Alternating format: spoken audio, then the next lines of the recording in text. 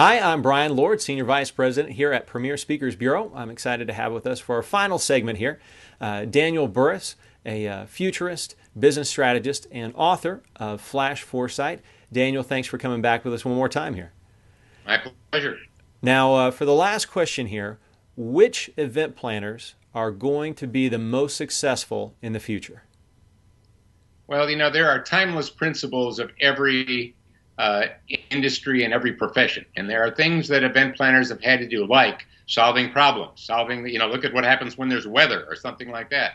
So there are timeless principles that you need to be good at, and the best, of course, are the best at those kinds of things. However, because we're going through a period of technology-driven transformation, where we're literally transforming every business process in a short amount of time, it means that we need to refresh and learn new skills, regardless of our age.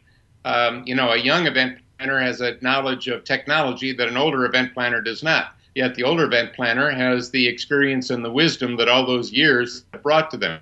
So one is if you have people that are working together in the planning business, let's make sure we've ended the war between the young and the old, because right now the young think the old don't get it, and the old think the young don't get it, and in some ways you're right.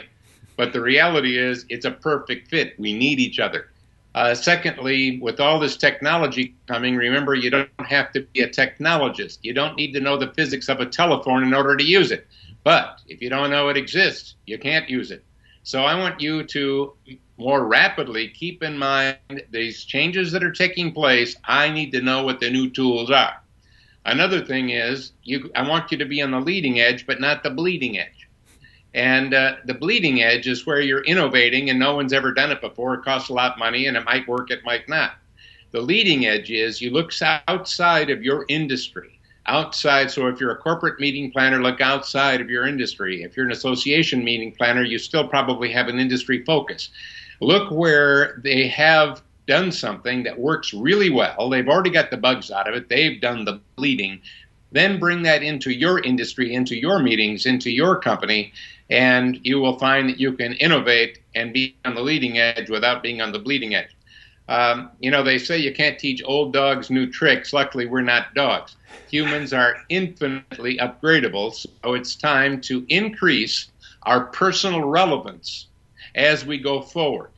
So that means we have to ask ourselves, what are the things and my capabilities and skills that are becoming less relevant in a world of transformational change, and what are the things that are becoming more relevant so that I know that the areas that I can learn and focus on. And once again, I'll plug this. I'm not even selling anything here. I'm giving this to you. If you go to certainties.com, so www.certainties.com, look over that list of 12 certainties that will transform not only current careers of all types, but create the new ones. And it will give you a good roadmap to personally how you can lift your personal relevance as being the best planner that you can be. Lastly, I want you to always think big. And in thinking big about your role as a planner, because I think you can make a bigger difference now than you ever could, we have transformational tools at our disposal.